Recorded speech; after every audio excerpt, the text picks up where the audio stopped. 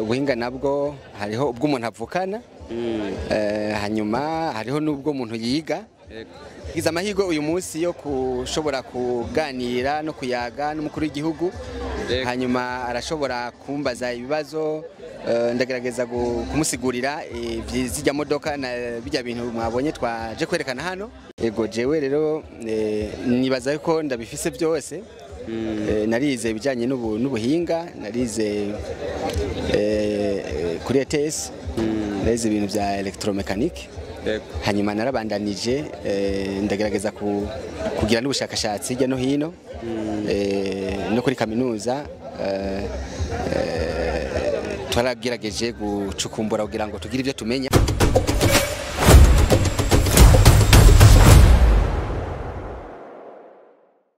Nkuko mubibona imbere ya kamera muri kumwe na Adronis Promoter, wa musore wanyu ndi ngaho kugira ngo ndabazanire byinshi bigiye biriko birasirikira muri kino gihugu cy'u Burundi. Turakuramukije. Ndabaramukije. Akazina kanyu? Nitwa Yves Mpawenayo. Ego Yves Mpawenayo, uri umwe mu bantu novuga ngo wazanye ibintu vy'iwawe usanzwe ukora kugira ngo uvyerekane imbere y'isinzi ry'abantu. Aho twagiye turabona ukora imiduga, amamoto n'amakinga bitangaje, vya bindi twahora twibaza yuko bitavuye hanze tudashobora kubironka ngaha mu Burundi, ariko wewe Yves warabikoze. Mbega bijya bintu bigenda gute? Ushobora gusigurira abantu gute ingene ubikora mu gihe batari bazi yuko ivyo bintu vyopfa bibonetse ngaha mu Burundi? Murakoze. Ibyo dukora ni ubuhinga. Ubuhinga nabwo hariho ubwo umuntu avukana hanyuma hariho n'ubwo umuntu yiga. Ego jewe rero nibaza ko ndabifise byose. Narize ibijyanye n'ubuhinga, narize kuri ETS, narize ibintu bya electromechanique, hanyuma narabandanije ndagerageza kugira n'ubushakashatsi hirya no hino no kuri kaminuza. Twaragerageje gucukumbura kugira ngo tugire ibyo tumenya. Rero bijya turabikora ni fabrication mécanique, bijya mwabonye n'amakinga twagwa n'umuyaga nkuba, velo électrique, ni moto ifise amapine ane, mugabo ifise moteur ya essence, ariko nuko ifise n'ubundi bushobozi bwo gushobora gusubira inyuma butandukanye n'ubwandi mamoto asanzwe. Gakubita reverse. Ego hanyuma hariho n'akamodoka mwabonye twazanye twerekanye. Kajya kamodoka rero koko gafise imoteri zibiri, gashobora kugendesha igitoro gisanzwe essence canke kakagendeshwa umuyaga nkuba electric. Donc ni nakamodoka gashobora kudufasha kwiyunguruza tutarinze koresha igitoro, hanyuma n'igihe bateri ishobora kuba igize intege nkeya urashobora kuca ukoresha essence usanzwe ufise, urugendo ntiruhagarare canke ntucereko ku kazi. Ego uri umwe mu bantu novuga ngo bafise ubumenyi butangaje mu gukora bino vyuma nkuko bariko barabikurikirana ngaho onya imbere ya kamera. Mbega uyu munsi washitse ngahanya, wahuye n'abategetsi bagiye batandukanye, vyashitse murahura n'umukuru w'igihugu, mbega nikihe kintu nyamukuru ubona yuko umukuru w'igihugu yogufasha kugira ngo ako kazi kawe kabandanye gakora neza? Murakoze. Nagize amahirwe uyu munsi yo kushobora kuganira no kuyaga n'umukuru w'igihugu, hanyuma arashobora kumbaza ibibazo, ndagerageza kumusigurira ivy'ijya modoka na bijya bintu mwabonye twaje kwerekana hano.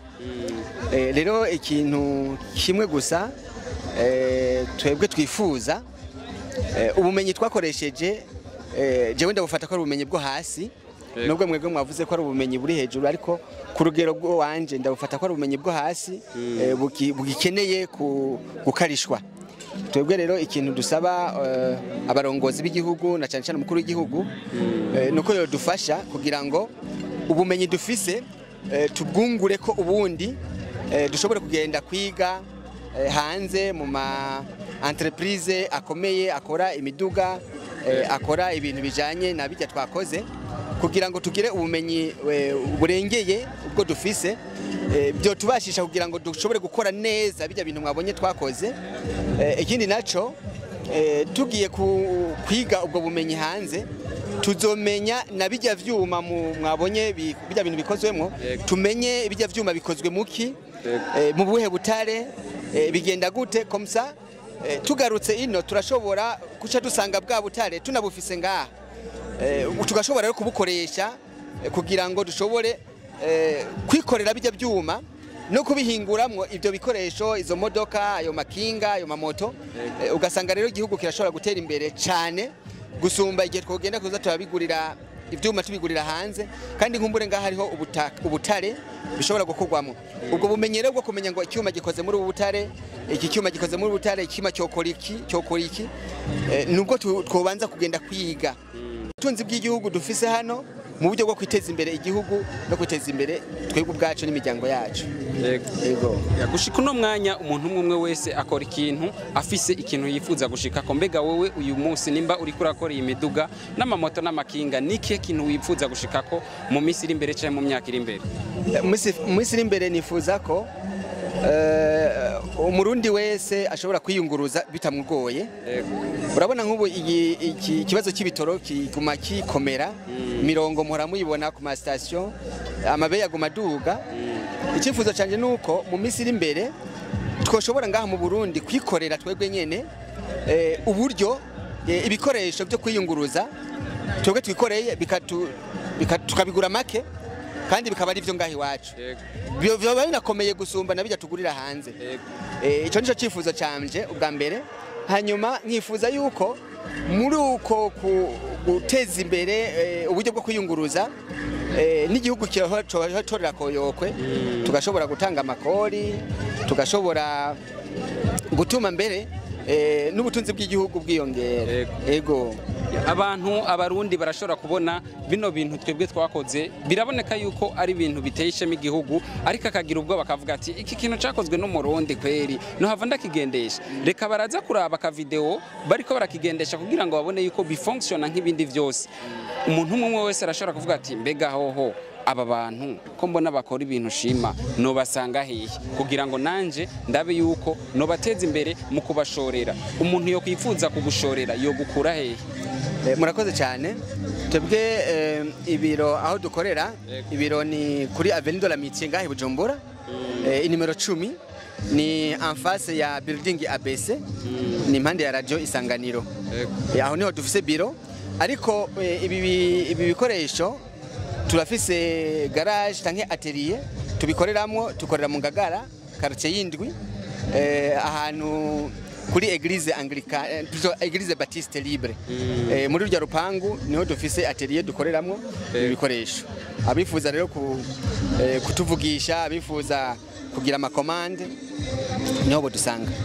Hari abajene benshi bari muhira atakazi bafise ariko we kuba waratanguye gukora bino bintu bigaragara yuko hariho benshi ugendura hakazi mbega nigiki yohanura abajene bakwiye gukura amaboko mu mpuzu kugira ngo nabo bakriye akazi?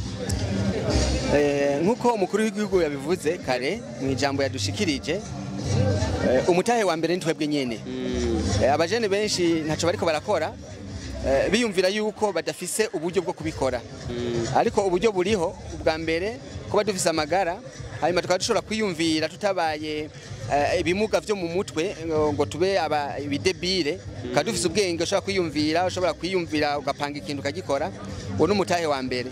Ikintu dusabwa gusa nuko twemera tugakura amaboko mu muzu. Hari abajene benshi bifuza kuronka mugabo batarushe batavunitse ugasanga umubwiye ati mfasha iki ngo biraruhisha ngo biragoye ivyo vyumviro nivyo bikwiye kutuvamwo tukumva yuko atacu tushobora kuronka tutavunitse tutarushe. Rero nkuko basokuru babivuze ngo ushaka umubira abirakuya. Ni muri ubwo buryo rero no ntera kamo abajene mbere n'abantu bakuze kugira ngo twumve yuko nitwakora nituzobura ibidutunga nizobitunga imiryango yacu tuzobura n'ibishobora guteza imbere igihugu cacu. Ni akamo kugira ngo dukore amaboko mu muzu nkuko umukuru w'igihugu yabivuze dukore umwe wese arashobora kwiyumvira ikintu hanyuma apartisho ciyumviro ciwe agashobora kukivyaza umusaruro. Ego akajambo kanyuma kugira ngo dusozere kino kiganiro cacu umuntu ashobora kwibaza ati mbega izo moto yakoze canke iyo miduga yakoze ubwo nimba mvigozi wahava ndugano kanshika nayo iryo kinga yakoze iryo hava rinshika niyo ngiye nimba nduga imisozi iryo hava rinjana nkeneye ubaho umuco kuri ico kintu. Murakoze nkuko baraza kubibona kuri video. Ijya moto twakoze ni moto igifise amapine ane ariko imoteri yayo ifise ubushobozi bw'amasese 125 75 cc kuvuga ni moteri ikomeye ifise ibitesi bitanu. Moteri ni ya Saniri. Le reste ibindi byose ni twebwe twabikoze kuva hasi gushika hejuru. Rero kubera ko turanka uburyo bwo gukora ama moteri ngaha iwacu cyo gituma twitije ya moteri ya Saniri ikomeye cyane yemewe. Imoteri ishobora gutwara ibiro 300 hakaja ko n'uwitwara. Urumva ko ishobora gutwara ibintu byinshi cyane. Rero iya moteri nta hamwe mu iki gihugu idashobora gushika. Bo hanyuma nko kuvyerekeye ijya kinga. Rijya kinga naryo ni kinga rikoreshwa umuyaga nkuba gusa. Rero kinga naryo bivanye ni moteri washizemo ushaka gushama moteri nini bivanye rero wewe na commande wagize ndakubaza nti ushaka kuzogenda ruguru cyangwa ushaka kuzokorera ngahe Bujumbura gusa ukaja tumenya moteri tugushiriramwe urugero rw'imoteri puissance y'imoteri waguze niyo idetermine amafaranga uzogura iryo kinga kushaka imoteri ifise puissance nini niko uri hamenshi rero biravana na wewe naho ushaka kurigendesha iryo kinga nkagushiramwe imoteri ishobora gukora icyo ushaka cyose turayaga ukambwira ati nshaka ikinga rimeze uku rishobora kugenda aha gushika aha byose birakunda ego bivana rero n'umufuko wawe icyo ushaka uragishikako bisigura yuko uko amafaranga uko prix iduga niko n'umuvuduko w'ico kintu duga ego cyane no kuvuga la puissance ya moteur niyo idetermine la vitesse na nivyo ushobora kwiremeka ivyo ushobora kwikorera ari nk'ibiro by'abanga ari nk'abantu ushobora gutwara nka babiri canke batatu urumva bivana rero niyo moteur washizemwo ego nka kujya urabona imoteri ya voiture nka TI ni moteur ya Saniri plutôt ya Saniri nyene canke moteri ya Fuso nibingana nico no kugenda nibingana no kwikorera ibintu nibingana ego nuko reka ndagushimire kuri kano kanyo waduhaye.